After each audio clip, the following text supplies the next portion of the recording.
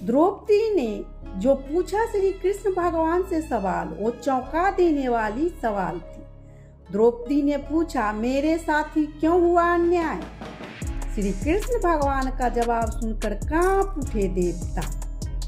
क्या आपने कभी सोचा है कि 5 महान योद्धाओं की पत्नी होने के बाद भी एक स्त्री को भरी सभा में अपमानित क्यों सहना पड़ा? क्या यह सिर्फ अन्याय था या उसके पीछे छुपा था एक ऐसा कर्म का रहस्य जिसे सुनकर भगवान भी मौन हो जाती? घना जंगल था, रात का समय था, ठंडी हवा और चारों तरफ सन्नाटा। एक स्त्री छोटी सी कुटिया के बाहर एक स्त्री अकेली बैठी थी। उसकी आंखें लाल थी, चेहरा थका हुआ था और दिल टूटा हुआ था। वो कोई साधारण स्त्री नहीं, वो थी द्रौपदी, वही द्रौपदी जिसके 5 पति थे, जो कभी महारानी थी, लेकिन आज वो खुद से एक ही सवाल पूछ रही थी, मेरे साथ ही क्यों ऐसा होता है? आखिर मैं किसको क्या बिगाड़ा था?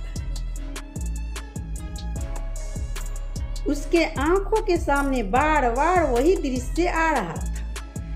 हस्तिनापुर की सभा, लोगों की भीड़ और बीच में उसका अपमान। वो दिन जब उसे घसीट कर लाया गया था। उसके अपने सब देखते रहे। उसका दिल कांप उठा। उसने आसमान की ओर देखा और रोते हुए कहा, हे कृष्ण, अगर आप सच में हैं तो मुझे जवाब दीजिए। उसी क्षण दूर से एक बांसुरी की धुन सुनाई दी। धीरे धीरे वो बांसुरी का धुन पास आने लगी और फिर उसके सामने खड़े थे श्री कृष्ण भगवान। उनके चेहरे पर मुस्कान थी, लेकिन आंखों में गहराई। द्रौपदी उन्हें देखते ही रो पड़ी। हे माधव, मैं थक गई हूँ। मैंने क्या गलत किया था? क्यों मुझे इतना अपमान सहना पड़ा? श्री कृष्ण चुप रहे कुछ देर तक। फिर उन्होंने धीरे से कहा, पंचाली, तुम्हारा दर्द सच्चा है, लेकिन इस संसार में कुछ भी बिना कारण नहीं होता। द्रौपदी ने तुरंत पूछा, तो क्या मैंने पाप किया था? कृष्ण बोले, हर आत्मा अपने कर्मों का फल पाती है, लेकिन सिर्फ पाप ही नहीं, पुण्य भी। द्रौपदी हैरान हो गई। पुण्य? मुझे तो सिर्फ दुख ही मिला।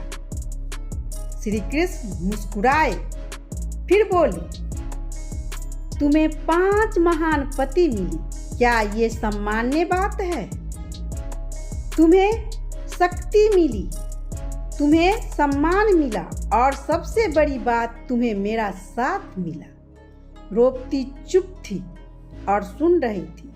फिर श्री कृष्ण भगवान आगे बोली, तुम्हारा अपमान वो सिर्फ तुम्हारा अपमान नहीं था, वो इस दुनिया को दिखाने के लिए किया गया था कि जब स्त्री का अपमान होता है तो विनाश निश्चित होता है। उस दिन महाभारत का युद्ध तय हो गया।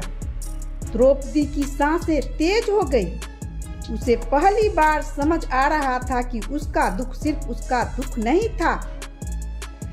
फिर श्री कृष्ण बोले, और सुनो पंचाली, जब तुम सबको छोड़कर मुझे पुकारा तब मैंने तुम्हारी रक्षा की, क्योंकि भगवान तभी आते हैं जब मनुष्य पूरी तरह समर्पण करता है।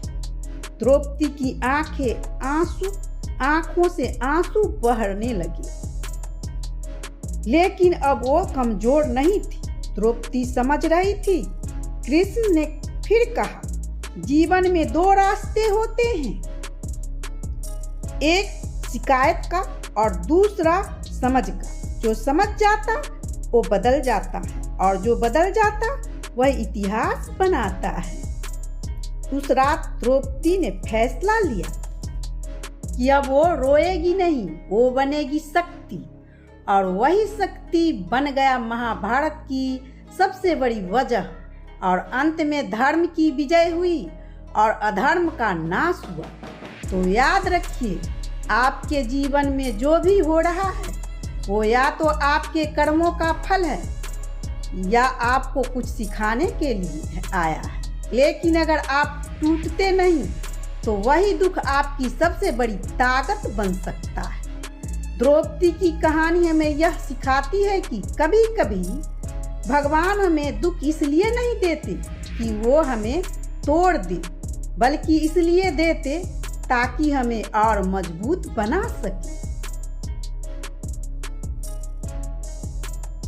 इसलिए जब भी जीवन में कठिनाई या कोई समस्या आए तो शिकायत मत कीजिए, बस विश्वास रखिए, क्योंकि अंत में जीत हमेशा सत्य और धर्म की होती है। दोस्तों, हमारी कहानी अगर पसंद आई हो तो एक लाइक अवश्य करना और वीडियो को सब्सक्राइब करना मत भूलना, क्योंकि मैं ऐसे ही महाभारत से रिलेटिव कोई कहानी आपको सुना सकूं और आप लोग मुझे सुनाने का अवसर दें। धन्यवाद। राधे राधे।